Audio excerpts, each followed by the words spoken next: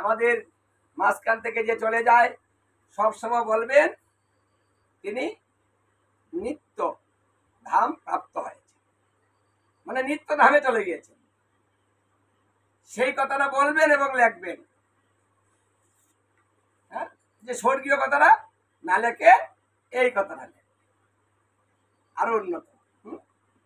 নিত্যলীলা প্রবিষ্ট হয়েছেন, ভগবত সেবায় নিয়োজিত হয়েছেন, বাস এই যে ভালো চিন্তা।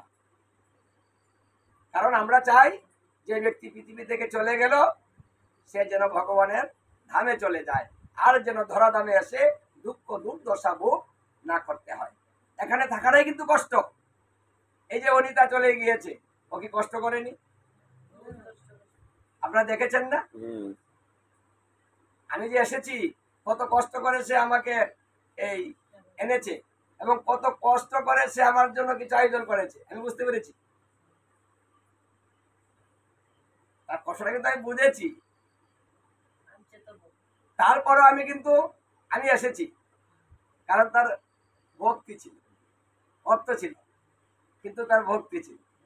গুরুদেবকে কিন্তু টাকা দিয়ে শুধু নেওয়া যায় না, কিন্তু তার ভক্তির কাছে মানে খুব দুর্বল ছিলাম। সে বললে আমি না করতে পারি না, আসতে পারবো, হ্যাঁ আসতে হবে, এসেছি।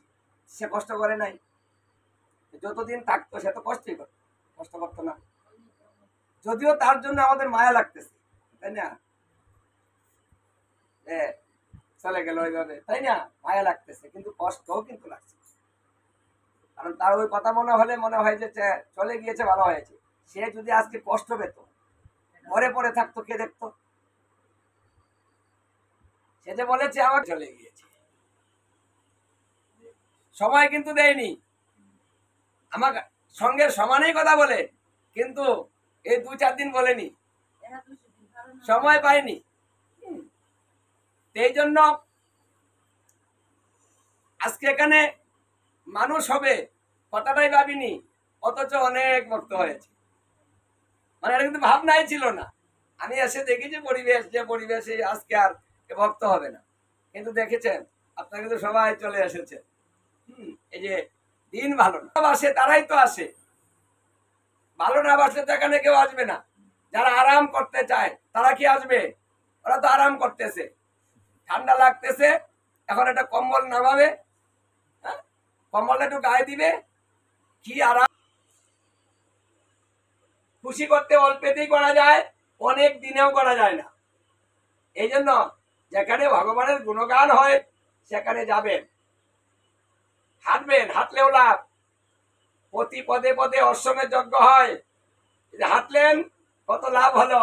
যারা ঘুমিয়েছে তারা যজ্ঞ হয়নি, আর যারা শ্রবণ করতে এসেছেন তারা যজ্ঞ করেছেন। আবার যাবেন, যজ্ঞ হবে।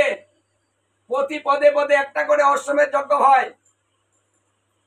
আর গীতা ভাগবতের দিকে শ্রবণে তাকিয়ে থাকলে দাপর যুগের 1 মাসের পূজা হয়। শ্রবণে অমঙ্গল নাশ হয়, অন্তিমে কৃষ্ণ দর্শন হয়। মানে এখানে আসতেই তো লাভ। এই জন্য আপনি বড় কিছু করতে পারেন না, না পারলেন কিন্তু ছোট কাজ করুন। ভগবান বিধান করে দিয়েছেন যে তুমি সামর্থ্য হারাবে, কলিকালে সামর্থ্য কম থাকবে, তাই তোমাকে আমি একটা সুযোগ দিয়ে দিই।